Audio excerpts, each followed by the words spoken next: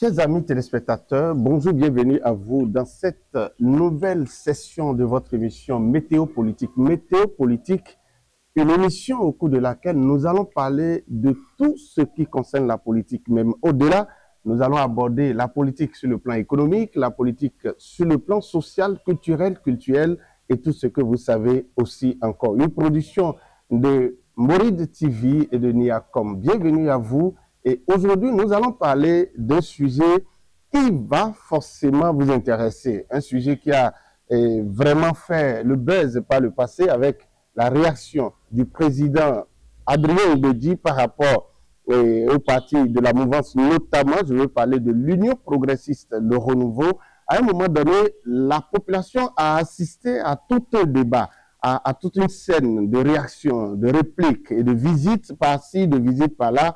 Et ensemble, nous avons encore assisté à un calme que la population ne comprend pas jusque-là. Est-ce qu'au jour d'aujourd'hui, nous pouvons dire que les réclamations ou les points soulevés par le PRD en son temps ont été véritablement réglés avec Aron-Menou, monsieur Aron-Menou, qui criait sur tous les toits pour quand même expliquer à la population et aux militants du PRD ce qui était mal fait. Et pour en parler aujourd'hui sur toutes ces questions, nous recevons pour vous l'homme que tout le monde connaît, l'économiste fondamentaliste.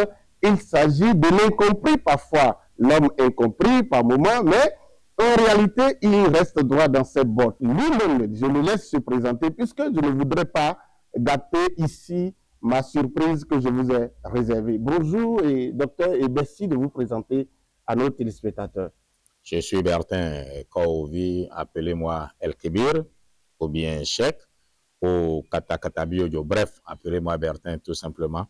J'ai été de l'équipe de communication du candidat Adrien Mbedi en 2005-2006. Donc je connais très bien le PRD. Et on ne peut pas connaître l'être humain, mais je crois connaître un tout petit peu Maître Adrien Mbedi, que je salue au passage parce que c'est quelqu'un que j'aime bien, avec qui je continue d'entretenir de très bonnes relations par ailleurs. D'accord, merci beaucoup à vous, docteur Bertin Kaovi, et je dirais aussi Katakatabiyo, tout simplement. Voilà. Pour avoir les bénédictions, n'est-ce pas? L'incompris, il est resté jusqu'à ce jour, et la question principale que nous allons aborder, comme je vous l'ai dit, du calme actuel du président Adrien Mbedi au vacarme du vieux Da Silva de Porto-Novo, doit-on avoir peur de la surprise dans les urnes à Porto-Novo dans les prochains jours? Bon, alors, si j'avais su que vous m'invitiez pour venir parler au nom de Aron-Menou ou bien de Adrien Mbedi, qui sont tous deux vivants, je crois que je ne ferai pas le déplacement de Cotonou pour ici. Mais bon, alors, puisque ça vous intéresse, l'incompréhension ou bien la situation PRD-UP, les deux acteurs sont là. Dans un mariage, il y a souvent des difficultés. Si on n'entend plus rien, peut-être que les deux acteurs ont trouvé un terrain d'entente. Laissons les jours à venir nous le dire. Mais je peux vous dire ce qui est l'essentiel aujourd'hui, c'est la candidature de Romuald Wadaï. Justement, on va y revenir. Non, attendez, c'est la candidature de Romuald Wadaï. Et la candidature de Romuald Wadaï ne souffrira pas des querelles entre UP et PRD. Par contre, l'UP à Porto-Novo, enfin, l'UPR à Porto-Novo peut souffrir sur le plan de l'élection, les élections législatives, communales et autres. Il faudrait que les deux acteurs règlent leurs problèmes pour ne pas perdre les militants du PRD. Mais Romuald Wadaï, il est l'homme de tout le monde. Adrien Mbedi est son papa, c'est comme ça qu'il l'appelle quand je le vois.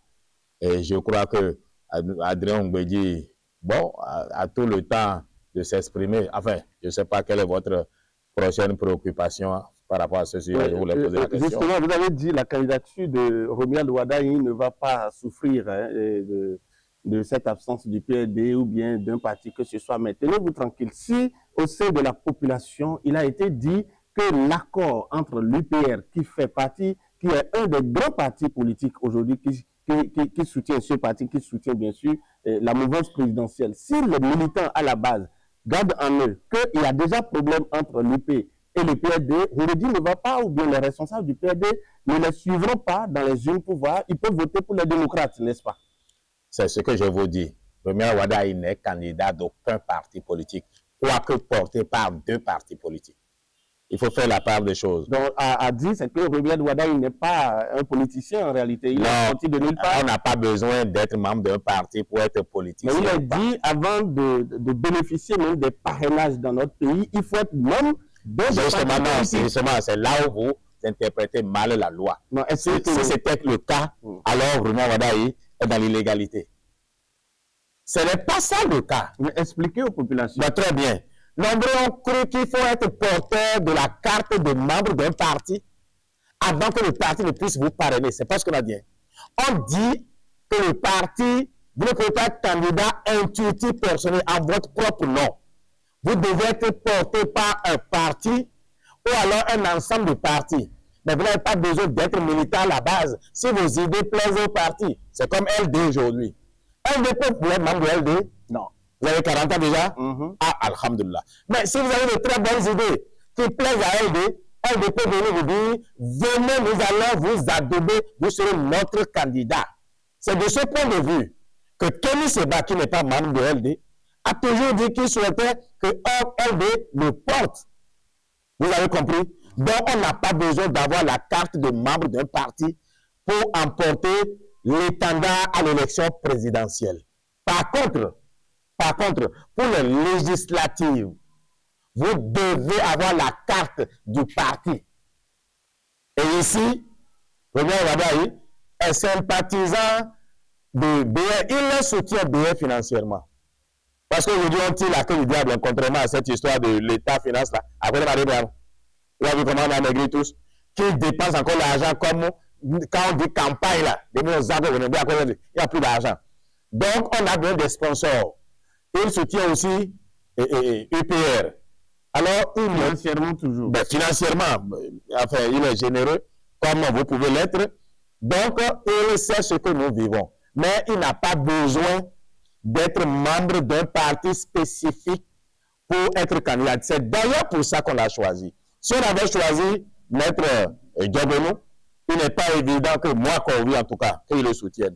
Il n'est pas évident que beaucoup dans le BR le soutiennent. Si on avait choisi, je ne crois pas que Diabono appelle ses militants à voter pour moi. Encore que pour moi, les partis, là, ce ne sont pas les partis qui vont faire élire quelqu'un.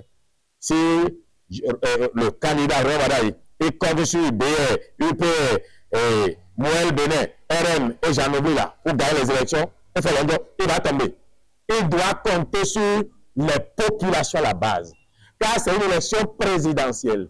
Après que des partis vous aient soutenu, vous devez aller convaincre le peuple, le cœur de chaque citoyen.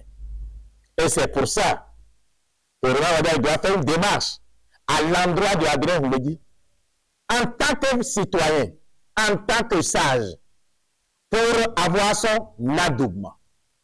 C'est bien que le sage Karim Da Silva ait fait marcher Porto Novo, une partie de Porto Novo. Mais Porto Novo, ce n'est pas seulement Karim Da Silva. Hein. Il faut aller voir chacun. Un homme politique qui va au présidentiel peut être ami à des ennemis. Lui, il est le président de tout le monde. Donc, ce n'est pas le parti. Il ne doit pas souffrir des guerres PRD et UP. C'est ce que je voulais clarifier. D'accord. Merci beaucoup, Dr Kovi. Et je voudrais que vous clarifiez aussi quelque chose à la population. Vous savez, Romuald Wardai, aujourd'hui, est ministre, jusqu'alors nous parlons, il reste ministre des Finances de notre pays, tout ça. Mais vous savez, pendant le règne de la rupture, pendant le pouvoir de la rupture, Romuald Wardai est resté, c'est le ministre des Finances, il faut remplir les caisses de l'État, tout ça, avec des décisions qui ont été prises au niveau des impôts, même au niveau commercial, tout ça dans le pays. Pensez-vous qu'avec cette décision, puisque tout à l'heure, vous venez de dire le travail va se faire au niveau de la population. Oui. Pensez-vous que cette population béninoise est aujourd'hui prête à véritablement porter Romuald Wardai?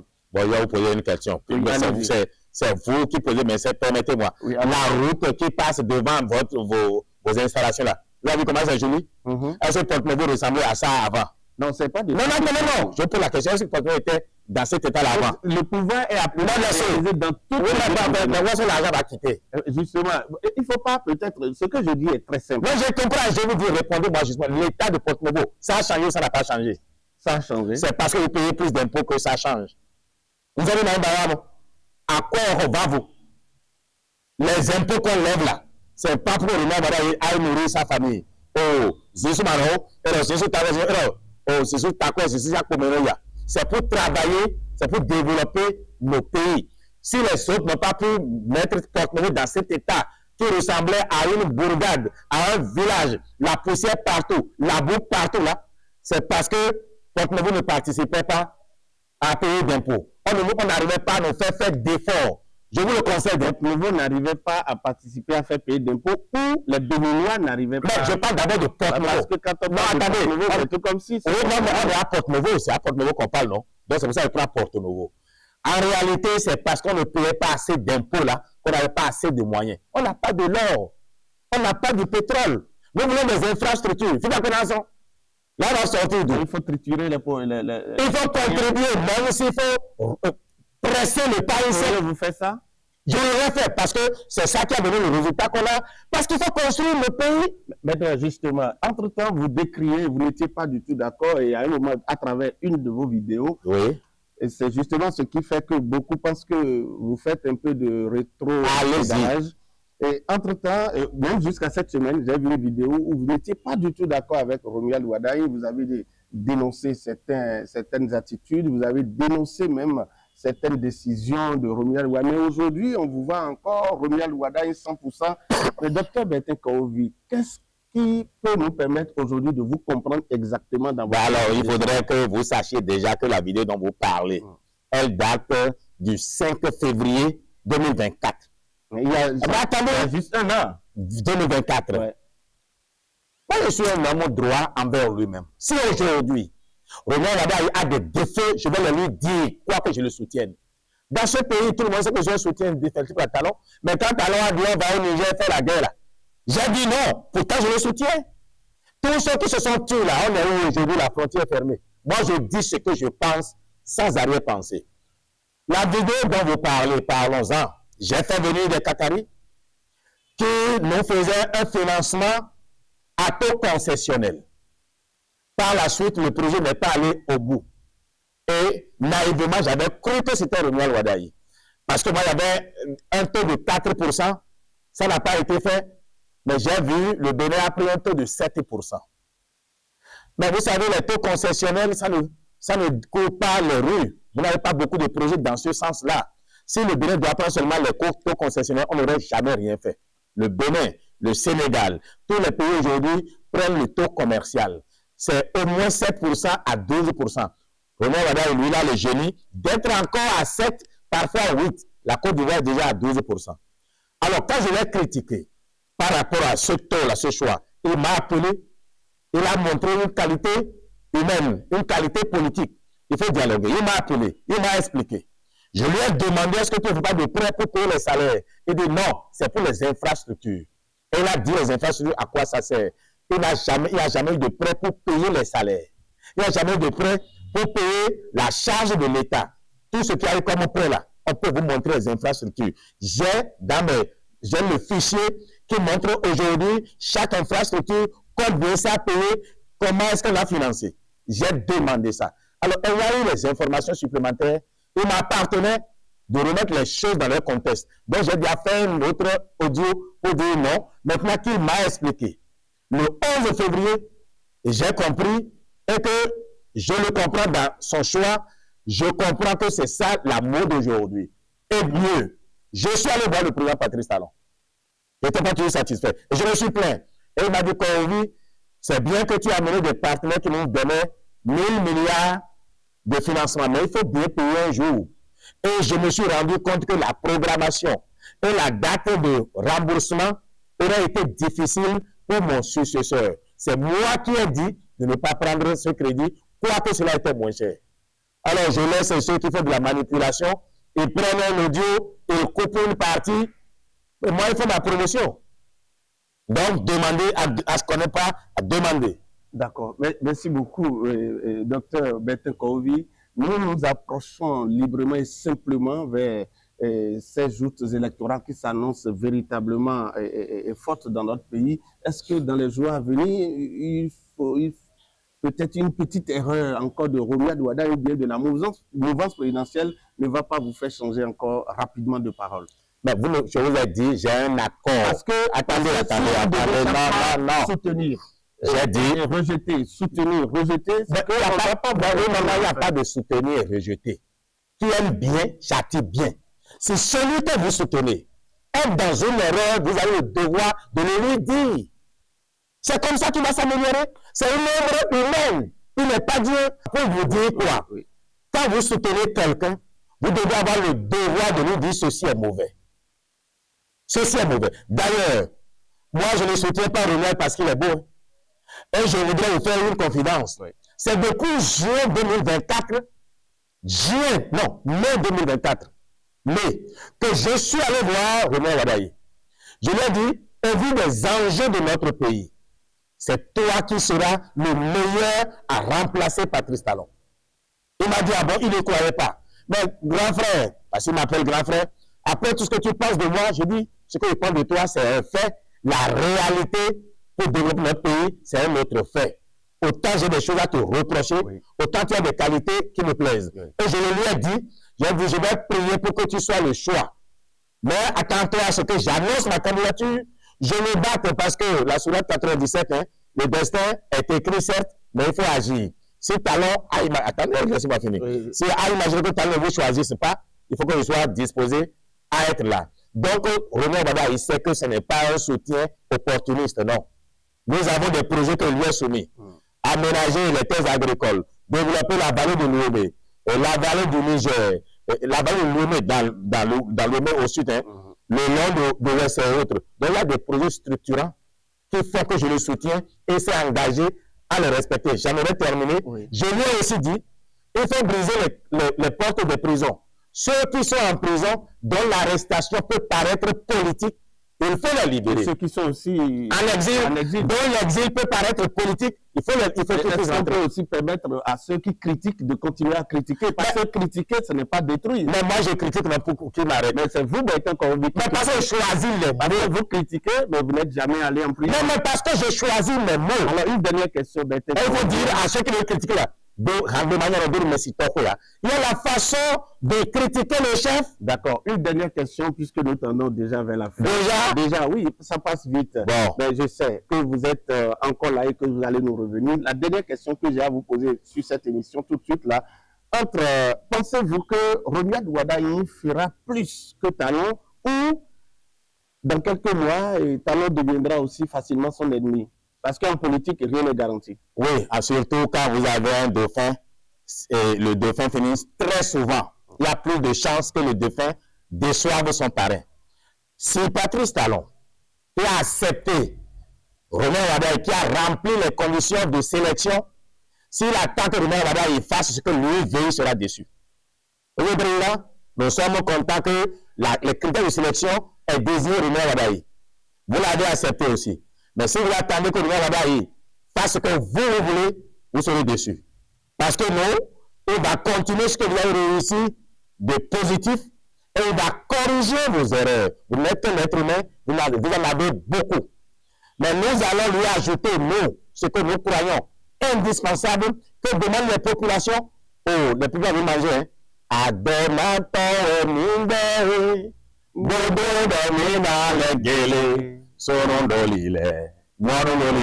doit développer l'agriculture et surtout le vivrier.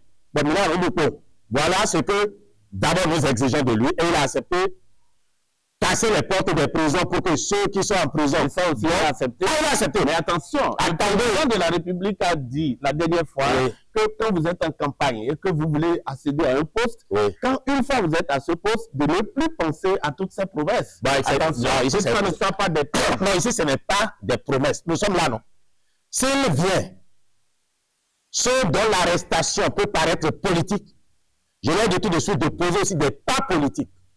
Celui qui est en prison, c'est pour ça que je félicite Richard Bonorou, qui a déjà commencé à créer partout ce qu'on doit dire. Oui, à la mouvance, je pas dire à la mouvance. Mais attention, quand vous dites ça, c'est-à-dire que c'est ce droit n'est plus dit. Bon, alors, ok, il n'a qu'à suivre le droit. Le droit n'est plus dit. Alors, très bien, le droit. Pourquoi il veut alors? Celui qui a tué, par exemple. Je n'ai pas dit tuer. Attendez. Quand il y a, je suppose qu'il y a un meeting politique quelque part, et qu'il y a bousculade jusqu'à quelqu'un est décédé, c'est celui qui est l'organisateur comprendra, n'est-ce pas? Dans ce cas, quelqu'un est mort, oui ou non? Est-ce qu'il faudra dire juste... Non, ce que vous dites là a déjà sa réponse. Ah d'accord, ça n'a pas été... C'est homicide involontaire, non? Oui. Bon, très bien, c'est involontaire, non? La justice va trouver aussi une libération involontaire. D'accord, passez le message alors ici tout droit aux prisonniers politiques qui veulent sortir de la prison. Non, je ne sais pas s'il y a des prisonniers politiques ou pas, mais s'il y en avait, moi je n'en connais pas, mais s'il y en avait, si vous estimez que votre arrestation est liée à la politique, c'est la politique qui va décider de votre sortie. Prenez langue déjà. Peut-être qu'ils peuvent dire qu'ils veulent soutenir le candidat de LD. Vous ne dites que c'est forcément Rumel qui va gagner. Ah, ben c'est une élection. S'ils disent LD, ils ne vont pas sortir. Non, LD ne sont pas aux affaires. Non, attendez. Ah non. Ils peuvent dire soutiennent LD s'ils croient que c'est qu'il y a eu de faire des démarches. Attendez. Non, c'est pas il y a de faire la démarche. Ah, d'accord. Non. Ah là, c'est intéressant. Ce n'est pas il y a de faire la démarche. Vous avez déjà entendu les pays dont vous parlez à faire une démarche eux-mêmes. Sauf Richard dont vous parlez. Alors Richard parle. Mais il va sortir bientôt. J'en sais rien. Je vous dis, je vous donne un conseil. René Wadaï ne fera sortir personne avant son élection. C'est le président élu, Romuald, qui peut faire sortir quelqu'un. Et là encore, c'est en concertation avec la justice. C'est en concertation avec la justice. Donc, Romuald Wadaï ne va pas hériter des inimitiés politiques de Patrice Talon. LD, BR, UPR, le renouveau. Aujourd'hui, on connaît le candidat de la mouvance démocrate est là. Dites-nous aujourd'hui, est-ce que dans l'élection présidentielle, pour l'élection présidentielle qui arrive, vous ne voyez pas que Romuald risque de tomber facilement juste en une seconde? Non, pas du tout. Romuald a Corvi derrière. Donc, Corvi suffit. Le Corvi suffit pour qu'il ait des chances de gagner. D'accord. Mais vous savez pourquoi? Je vais vous dire pourquoi. Parce que s'il faut parler en Go, s'il faut parler en Yoruba, on va parler Yoruba. Vous parlez Bariambal, on va expliquer aux populations pourquoi c'est lui. Aussi, il a accepté ce que les populations demandent, améliorer le paradigme économique pour qu'on mange 3 fois, 4 fois par jour. Mais si quelqu'un veut donner ça, il dit. Merci à vous. Merci beaucoup. Merci à vous, docteur Bertin Corvi. L'incompris, j'ai compris parfois parce que quand il fait des déclarations, certains disent, mais qu'est-ce qu'il dit? Mais quand tu l'approches et que tu es avec lui, tu comprends véritablement ce qui est vraiment au fond ou ce qu'il est véritablement en train d'expliquer. Avec nous, nous avons fait un tour d'horizon. Nous n'avons pas du tout été exhaustifs. Nous allons y revenir, c'est sûr, parce que ça va être une suite d'émissions que nous allons faire avec le docteur économiste et fondamentaliste.